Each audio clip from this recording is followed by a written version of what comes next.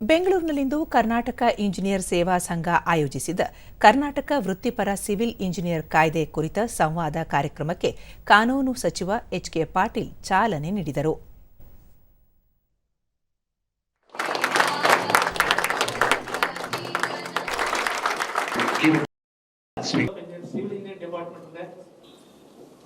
ಬಳಿಕ ಅವರು ದೇಶದ ಪ್ರಗತಿಯಲ್ಲಿ ಇಂಜಿನಿಯರ್ಗಳ ಪಾತ್ರ ಪ್ರಮುಖವಾಗಿದೆ.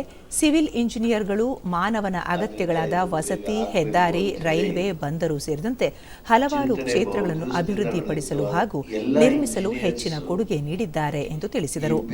ಕರ್ನಾಟಕ ವೃತ್ತಿಪರ ಸಿವಿಲ್ ಇಂಜಿನಿಯರ್ ಕಾಯ್ದೆ ಜಾರಿ ಕುರಿತು ಸರ್ಕಾರ ಚಿಂತನೆ ನಡೆಸಿದ್ದು, ಸಾಧಕ ಬಾಧಕಗಳನ್ನು ಕೂಲಂಕಷವಾಗಿ ಚರ್ಚಿಸಿ ಸೂಕ್ತ ನಿರ್ಧಾರ ಕೈಗೊಳ್ಳಲಾಗುವುದು ಎಂದರು. ವಿಭಿನ್ನವಾದ ರೀತಿಯೊಳಗೆ ಕೆಲಸ ಮಾಡ್ತಾ ಇದ್ದೀರಿ. You are in almost sectors.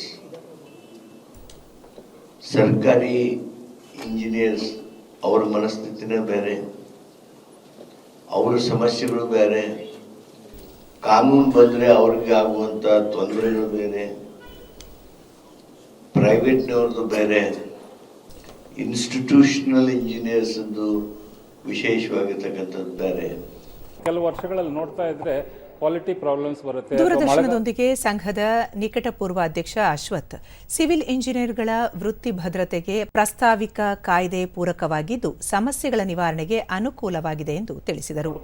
ಇವೆಲ್ಲನ ನೋಡಿ ಸಿವಿಲ್ ಇಂಜಿನಿಯರ್ಸ್ ಕೈ ಬಲ ಮಾಡಬೇಕು. ಈ ಬಲ ಮಾಡಬೇಕಾದ್ರೆ ಕಾನೂನು ರೀತಿಯಲ್ಲಿ ಅವ್ರಿಗೆ ಒಂದು ಬಿಲ್ ಬೇಕಾಗತ್ತೆ ಅನ್ನೋದ್ರ ಬಗ್ಗೆ ಇವತ್ತು ಚರ್ಚೆ ಮಾಡಿ ಎಲ್ಲ ಇಂಜಿನಿಯರ್ಗಳನ್ನ ಅಭಿಪ್ರಾಯನ ಸಂಗ್ರಹ ಮಾಡ್ತಾ ಇದ್ದೀವಿ.